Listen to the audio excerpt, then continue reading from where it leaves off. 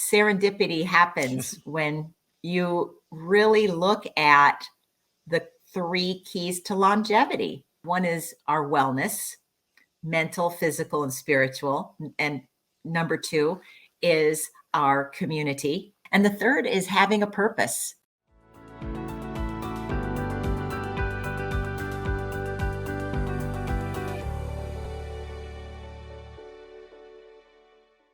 Welcome to The Mindful Marketer.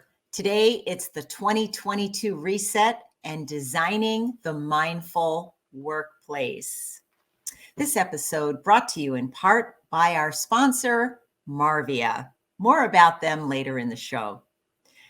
For marketing leaders, 2021 was a year to remember, but not to repeat. In fact, look at what happened. Customer expectations shifted rapidly. Some great marketers finally stood up and left their bosses because they were unhappy. And if you are a marketing leader joining us today, you know that many people left to start their own businesses. The Labor Department data show that the number of unincorporated self-employed workers grew by 500,000 people since the pandemic here in the United States. We also know that a lot of traditional marketing strategies have backfired, and many top team members have left costly gaps in their company's ability to grow. A case in point, I have a client who walked away from a $1 billion total addressable market opportunity temporarily because they just didn't have the right talent. So how many of you are suffering from some of these marketing ailments of 2021? If any of you are facing some of these issues, then you have come to the right place today. We're taking a pause today. Unlike our other shows, we're taking a pause to reflect and say, what have we learned from this year? And what can we take with us into the new year? And what can we leave behind? I am joined today by Jeff Perkins, who is the CEO of ParkMobile in Atlanta, Georgia, here in the United States. And together, we're going to help you look at your messaging to help make it more relevant in the year ahead. We're going to give you some fresh ideas to position yourself if you are a marketing professional wanting to get promoted or to have greater influence and impact. And finally, we're going to share with you some strategies to help you protect and preserve not only your profits, but your best people. A few things I want to tell you. First of all, we want to know where you're from. So let us know in the chat, what town or city or country are you from, where you're joining us from today. And make sure that if you need to leave a little early, follow us, take us on the go by signing up and following us on one of your favorite podcast networks. We've been publishing our podcast now for about 4 months. So we have quite a treasure trove of content out there. And if you like what you listen to, please leave us a review. Leave us a review on Apple. So let me talk to you a little about Jeff Perkins. I met Jeff about 5 years ago. We became collaborators, and Jeff helped me form the Marketing Growth Leaders CMO community. He's a self-proclaimed marketing geek with over 20 years of experience. He's also a terrific author. He wrote his first book, which is entitled How Not to Suck at Marketing, which I thought was a pretty fun title. This is kind of a cross between an autobiography and a marketing handbook. In addition, he loves Peloton, and he is a Bruce Springsteen fanboy. So today, let's unpack some of these big questions and welcome Jeff Perkins. Hey, Lisa, it's great to see you. Thanks for having me on the live stream. Happy holidays to you and your family. How holiday-like does Atlanta feel like right now? It's not very holiday-like, I don't think, but we just came off Thanksgiving, and then I'm Jewish, so we go right into it's Hanukkah. the Jewish calendar is a little weird. So some years Hanukkah is like right at the same time as Christmas. This year it's within the same week as Thanksgiving, which is just super weird and kind of caught us by surprise. So we were rushing out to get the Hanukkah presents for the kids. But we're in night 6 right now of Hanukkah, so I'm ready for it to be over. Well, I'm glad that you're celebrating it anyway. So let's transition to ParkMobile. First of all, congratulations. You were recently promoted to CEO of ParkMobile with deep, deep roots in marketing. I love when that happens. You're bringing your marketing expertise to the role. Tell us briefly how the pandemic affected ParkMobile's mission or strategy this year. Well, I'll rewind to early 2020, and we were having just an amazing start to the year at ParkMobile. Every day seemed like we were breaking a record for user acquisition, transaction volume. And so we were just so excited about the trajectory of the business at that point. And then you get into early March and COVID happened. And literally overnight, our business went kind of off the cliff. And we were down 95% off of our highs. And it was very scary. It was just something a lot of us had not experienced in our professional career. And for your viewers that aren't familiar with ParkMobile, I hope everyone is familiar. We are an app that let people pay for parking on your mobile phone. So we make it quick and easy and painless to pay for parking. You could skip the meter, skip the kiosk, and just do the transaction right on your mobile device. So very easy. But if nobody is going out and everyone's shutting down and nobody's parking, really our business is in trouble. And so that's kind of what happened when really we were in the height of the COVID scare in early 2020. And it took us a very long time to come out of that. And in fact, we're still suffering some of the impacts because a lot of workplaces went totally virtual or are still virtual and are still not going back 5 days a week. And a lot of our business comes from those regular commuters that are going into urban areas. So we're still waiting for the business to come back and come in kind of a bigger way. So but where we were in 2020 to where we are now, it's changed a lot and for the better. So we are back above where we were in 2019. So 2020, we almost ignore that year from a business perspective because it was so unusual. So our baseline is 2019, and we are well above our 2019 volumes. We're about to hit a big milestone for user acquisition, getting the 30 millionth user of the app. So that's very exciting for us. When we started the business, it took us about 5 years to acquire our first million users. So 5 years to 1 million users. Now we acquire 1 million users, roughly every 30 days. So it just shows you the growth we've had as a business and the kind of the velocity of user acquisition that we're doing today. So it's very exciting. But we did have to change a lot during COVID. We did have to make a lot of course corrections because if nobody's parking, that has a big impact on our revenue. And so we just couldn't operate the way we did in a pre-COVID world. And plus, we were really worried that people would just forget about the app, and we would see a lot of social posts about people, us being the number one app people were deleting during COVID because if you didn't need to park, you didn't need ParkMobile. So one of the things we did during that time was we said, all right, well, if you're not going to use ParkMobile to park, maybe you can use ParkMobile to help your community. And so we opened up basically the app, we converted it into a donation tool. So people could donate to local charities in their community or national charities that were supporting communities during COVID. And we raised actually hundreds of thousands of dollars for local communities from our user base. And then we matched a portion of it. So it was just a way during a very challenging time for us to stay relevant with our users and to really do some good in the communities that we serve. That is very exciting. I noticed that you wrote about that as well in your book, How Not to Suck at Marketing.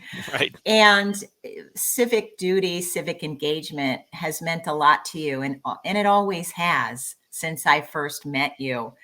What did it do to change the ethos and this esprit de corps of a team that went from in person, in office, to suddenly a virtual team? And as CEO, how do you create that mindful, engaged workplace under new rules?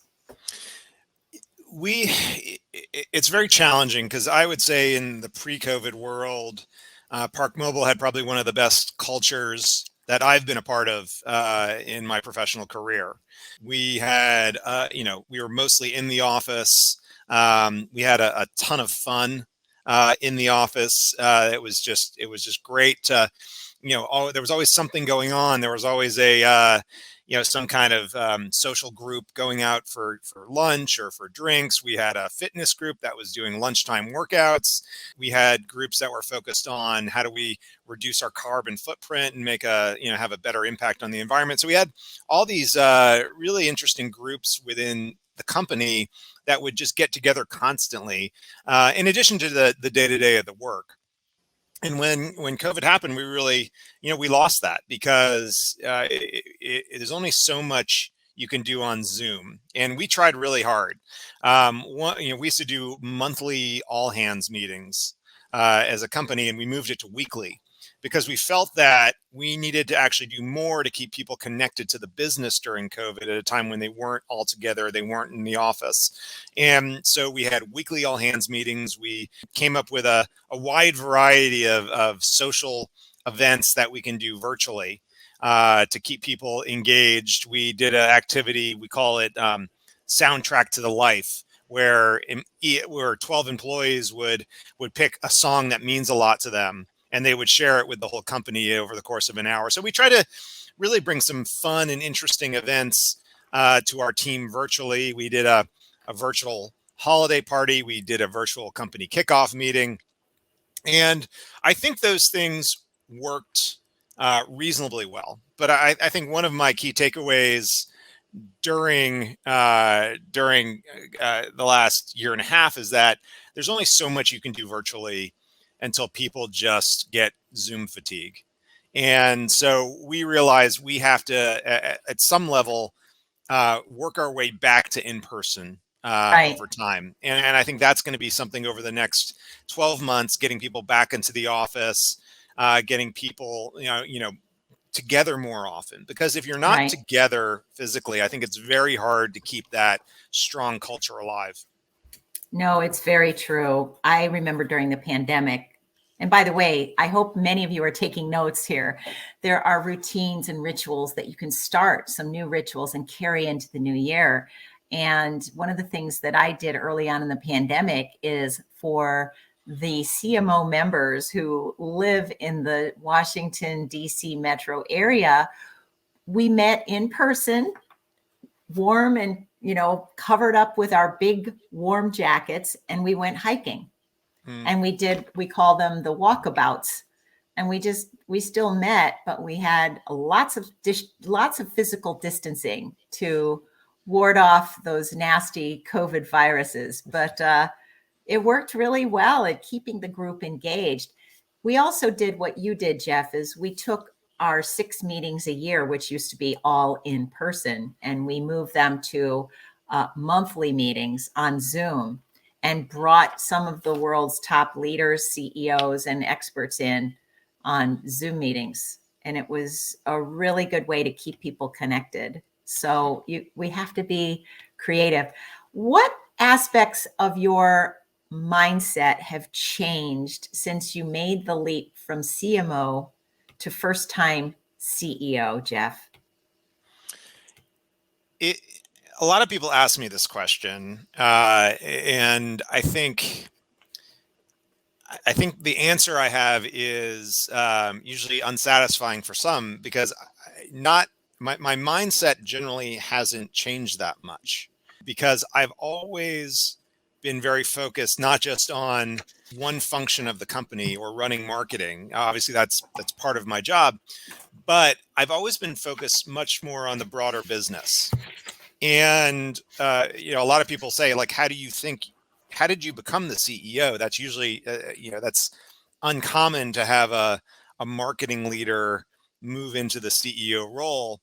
But when I try to unpack it for people, it usually has to do with the fact that, yes, I was the CMO in title, but I had a very broad portfolio of work and responsibility for the business. And I had a very close relationship with the CEO of the company. And over time, I kind of evolved to become his right-hand man, I guess. And so as things started to change in the business and opportunities came about, he always looked at me and said, Jeff, why don't you take on this project, or why don't you take on this assignment? So while I started as the head of marketing here, I later took on product. So then I was running marketing and product. I later took on technology when our CTO left. Now that was an interim job because I had no intention of running the technology team. But I ran the technology team in an interim capacity for 6 months as we looked for our CTO. So you had to bring out your inner geek. Yeah. Well, that's never a problem because I wouldn't call it an inner geek. I'm a big geek, but I've always taken a very broad view of the business and the impact I could have on the business beyond just whatever function I'm in. I am the classic person that does not stay in their lane. I want to really understand all the different parts of the business. I work as the CMO. I work very closely with the CFO. I work very closely with our ops people. I do things that oftentimes people are traditional marketers are confused by. Why would you want to spend so much time with the CFO, Jeff? I was like, well, as the CFO controls the budgets, and if I want more budget, I got to really have a strong relationship with the CFO. So the CFO understands what I'm doing and the impact it has on the business. So I think overall, as I have matured as a business person, as an executive, I just kept doing more and more and taking on more responsibility. And then when John Ziegler, our previous CEO, decided to move on to a new opportunity, they looked across the business and they said, well, Jeff's running product, marketing, technology. He's running essentially 75% of the business at this point. It probably makes sense to give him the chance to be the CEO. And so that's how I ended up taking on that role. I think the other thing that kind of went in my favor as far as me taking over the CEO, our business is in a very good place. We have a very well-defined strategy. We know what we're doing. We know where we're going. And sometimes when you bring in a new CEO, they have their own ideas and their own plan, and they want to bring in their own team, and they would potentially interrupt what is a company that's very successful, very fast growing, and on a very good path. And so I think our new owners looked at the business and they said it makes a lot more sense to stay with the team that's got us here than to shake things up and bring in someone from the outside. Makes sense. So you were moving along in a positive direction, and the company was not ripe for complete disruption. Well, that makes a lot of sense to me. By the way, we have a question from Crystal, who couldn't join us today by video, but she asked, could she ask us a question? She wants to know, she's the CMO of Fiscal Note. She says, what are your top recommendations that marketing leaders should think about in terms of attracting new talent when you and I both know, Jeff, there are over 11 million open jobs in the United States right now? Yeah. So the way I think about recruiting and attracting top talent to your organization has everything to do with your ability to build and foster a strong peer network for yourself. So I write a lot about this in the book, actually, and I think one of the real differentiators I've had in my career is that I've constantly been able to bring in really good people onto my teams, because we both know, Lisa, I can only take a company so far. I need the team to really take us to where we need to get to. You're really only going to be as strong as the people that you bring in around you as a leader. So I think being able to build the best team is critical to your success as a marketing leader. Now, how do you build the best team? Building the best team is something that takes a lot of time and effort in building your network. One of the things I think I really invested in early on in my career is trying to build a network of peers who could help me find top talent, and I could help them find top talent. So I spend a ton of time having lunches and drinks and coffees, and in a COVID world, sometimes just Zoom chats with marketing leaders and other executives that are in the Atlanta area. And I do that because I really want to get to know the people, because the more people I know, the more people I could bounce ideas off of, or help me get ideas on how I could solve certain problems. But it also creates a great way for you to recruit talent. And so when I came to ParkMobile to run marketing, it was a bit of a reset. We needed to move some people out. We needed to bring all new people in. We were going to build out the team, add some heads. Yeah. And by the way, I want to mention that you didn't spend a lot of time ruminating on that. I mean, you took action pretty quickly. A lot of companies during COVID did not take action. They waited a long time, months and months, before they reassign people or let some people go. Was it hard for you to make those tough choices and cut back on headcount like that? No, because we had to do it for the business. We had to make tough decisions. If a couple examples, during COVID, there were no trade shows, and I have a person on my team that just does trade shows. And so, what do I do with that person? Well, I could try to find some other busy work for them to do, but there were needs in other teams in the organization that were understaffed and couldn't get new headcount. And so we said, well, here's a talented person on the marketing team. Let's have this person go over to the operations team for a couple months or longer. We'd like to get them back to marketing eventually, but we sent them over to a team that needed help when we really didn't have a lot of work for that person to do.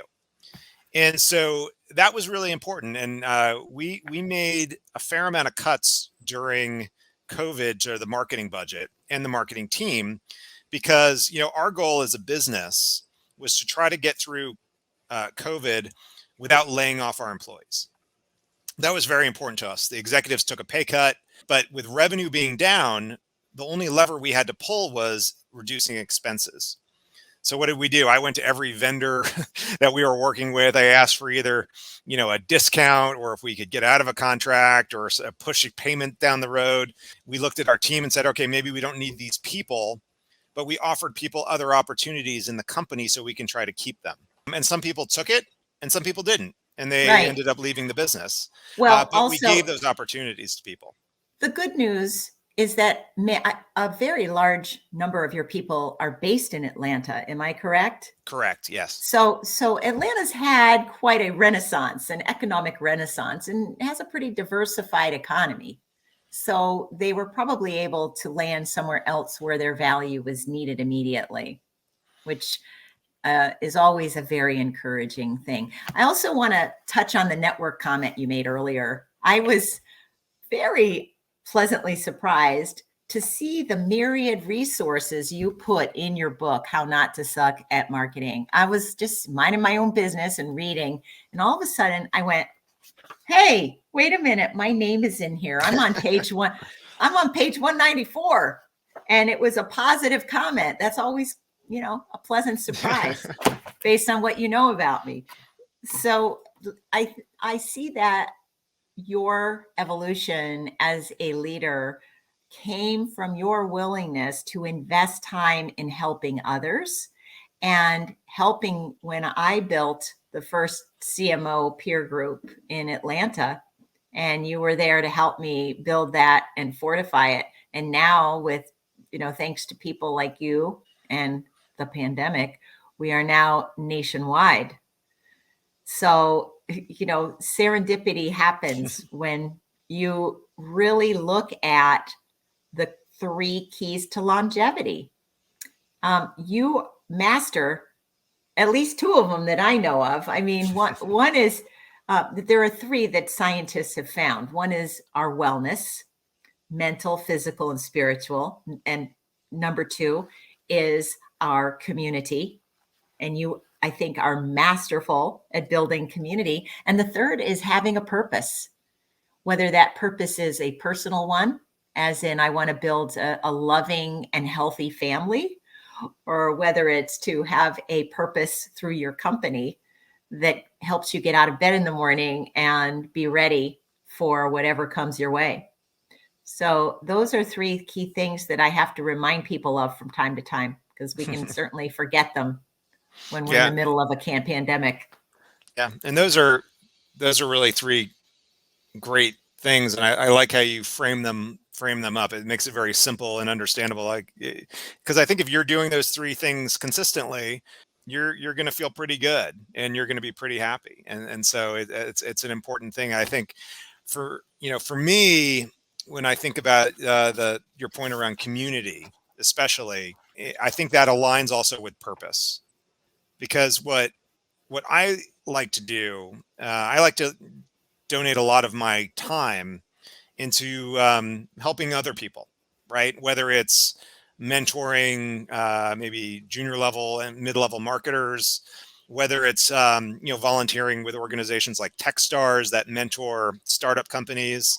I always love doing that. I mean, a lot of times people just connect me with people. Hey, will you talk to this person? They're considering. I just talked to someone today. Should my daughter go get an MBA? She just graduated undergrad. Should you get an MBA? I was like, well, have her give me a call. I'm happy to chat with her about that. But I love talking to people, trying to help if I can, give advice, because then I expect people to do the same with me. So when I'm struggling, when I'm trying to figure something out, or when I'm trying to hire someone really good, I'll go to those people and they'll always help me. And one thing I'm really proud of at ParkMobile is that the team we've built there, the marketing team we've built there, it's almost 100% sourced through either my network or a network of people that are adjacent to me. And so we haven't had to go out and get all these recruiters looking for people. We've built the team by asking people who are good people that we should be looking at, and those people have referred really good people in that have become rock stars within our organization. Yes, it is very true. It's a heck of a lot easier to have pre-vetted, pre-screened, talented people come your way versus trolling for people on LinkedIn or Indeed. No offense to LinkedIn or Indeed, but it's so much better to do it that way. Or paying really high recruiter fees. And I have a lot of friends who are recruiters, and they do a great job. But it's expensive if you're going to keep using recruiters to build your bench. That's going to cost a lot of money to the business. And so I'm very happy we're able to get in really strong talent without going out and incurring so much expense to the business. That's something that I'm really proud of. And I also think that people who are referred, when they start, I almost think they're a bit more motivated, because someone who's in their network kind of put their neck out and said, hey, take a look at this person, I think they're really good. And so I found that the referrals, they really come in a lot more motivated, I think, to make an impact and to show that they deserve to be here. Absolutely. And speaking of deserving to be here, we want to thank our sponsor, Marvia, for helping support this show, The Mindful Marketer. Jeff, one of the other things that we have discovered now, I've advised and worked with over 160 CMOs since we started our community marketing growth leaders. And one of the things that really stands out to me is what has not changed as a result of COVID. What has not changed? What has not changed is that a lot of great marketers do a stellar job at promoting their employer's brand and creating the growth engine and winning awards. But if you go to their LinkedIn profile, their own brand is anemic at best. You have taken a very different stance than 90% of the CMOs I have met over time. At what stage of your long career, did you wake up and say, I've got to also have my own worldview and build my own brand platform?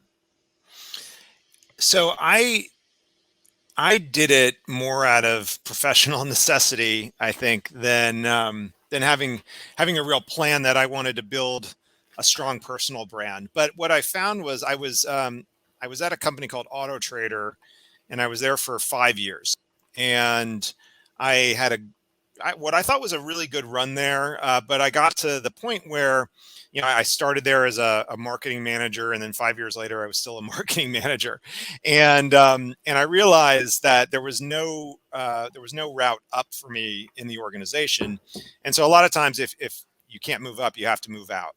Now, the challenge I was having is that after 5 years at Auto Trader, as a marketing manager, I was making a pretty good salary, and I was well above market for most marketing managers. But I didn't have that coveted, VP title, so I couldn't go to market and try to get a VP of marketing job because I was a marketing manager, and then I couldn't go and get a marketing manager job because I was making too much money as a marketing manager at Auto Trader. Oh, And so I boy. was in this horrible catch 22 where I just like, well, what do I do now? I guess I just stay at Auto Trader as the mid-level manager my whole career, and I just forego any aspirations I had of becoming a CMO one day. And what I realized through the process is that I was letting everybody else define me, and I was doing a horrible job defining myself. I did an exercise that I think is a great thing to do for anyone who wants to be a marketing leader, where I spent like an afternoon looking at job descriptions on LinkedIn and Indeed of CMOs. And I said, what do all these CMO job descriptions have in common? And you look, and there's probably like 5 things that are constant between every single CMO job description. It's, I know. I saw those in here, and I highlighted those 5. You looked at over 100 job descriptions for CMOs to come up with your top 5 list. Yeah, but when you look at it, when I looked at that, then I looked at my career and things I had done. I checked every box. I had done all these things, and I had great stories that I could tell about, how I've built a brand and how I use data and how I've communicated effectively to executives, and all the things that are critical for a successful CMO I had done. And so I said, well, the problem isn't that I haven't done the things that would get me to a CMO. The problem is that nobody knows. And how is anyone going to know? Because it's just bullet points buried on my resume. And so I said, I have to do a better job building my personal brand and positioning myself as a marketing executive. And if Hold I that don't, thought. yeah, Hold that thought, Jeff. I'd love this to be a transition moment for us. Now that we live in this hybrid world, what are 2 or 3 things that every marketer can do next year to elevate their brand and be able to shape their own story versus letting someone else do it for them? I would say there are 2 things. One is figuring out forums where you can actually tell your story. One thing I found to be very effective in building my personal brand was starting my own blog and starting to write about some of the things I was doing from a marketing perspective, and then going to conferences and then continuing to tell that story in front of a live audience. So really, like I said, burying good stuff in bullet points on a resume is not going to do much for you. But being able to get in front of an audience or write a blog post about an effective campaign that you did, or how you built a team and what your strategies are there, those are the things that are going to get attention and are going to position your personal brand. So that's number one. And number 2, and this is something I wrote a whole chapter on in the book because I think it is so important. Getting your LinkedIn profile, and I always tell people, if your LinkedIn profile looks like your resume, you are doing it wrong. Okay. LinkedIn is a virtual portfolio for you to show what you can bring to a business. Right. And It drives me nuts, actually, if a recruiter ever calls me and says, "Oh, just can you send me your resume?" I was like, "Well, go look at my LinkedIn. That's a lot more interesting than my resume." They're like, "Well, I need your resume though." I was like, "No, but you have to understand, if a prospective employer wants to hire me, my LinkedIn has everything they would ever need to see to show that like I'm someone they may want to consider for the role. My resume doesn't." And like, Very so the well way said. the way I build my LinkedIn profile, and it gives you all the tools. It's a virtual portfolio. I could show, I could show my thought leadership. I could show work product. I could show campaigns I've worked on, videos I've done. You could really show everything you've done in one place. And getting the mindset that LinkedIn is not your virtual resume, it's your virtual portfolio, and building it that way is so critical for any marketing leader. So I wrote a whole chapter about what I think is a good LinkedIn profile in the book. So, and it's actually on, I think I posted it on hownottosuckatmarketing.com, my website. So I would take a look at that, then look at your LinkedIn profile and see if you're doing it right. And if you're not doing it right, start thinking about how do I turn my LinkedIn profile into something that positions my personal brand? And marketers Thank should be able you. to do this very well, because this is our Yes. profession, right? Oh my goodness. Yes, this is one of those mic drop moments I hope everyone remembers for sure. Jeff, it has been such a delight to see you again in your new role. And I know there'll be many other ways we can collaborate in the future. And I really hope you'll come back and visit us next year as we design the next stage of our company's growth. I see nothing but bright skies ahead for you, Jeff. And I'll think of you every time I'm using my ParkMobile app. Thanks, Lisa. It's great to see you, and happy holidays. Oh, the same to you. Lisa Nirell here. We have been talking with Jeff Perkins, the author of his first book, How Not to Suck at Marketing. And I want to use this time now for our mindful moments. We always have the mindful moments and look back at what we discussed today with our three biggest takeaways. The first takeaway that I suggest from this, my mindful moment, is around the power of being in person.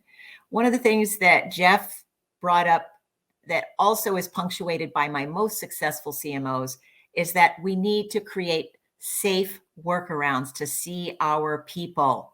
If it means you stand outside and go on a walk, or it means you have small, safe gatherings, don't wait. Don't hide in your house.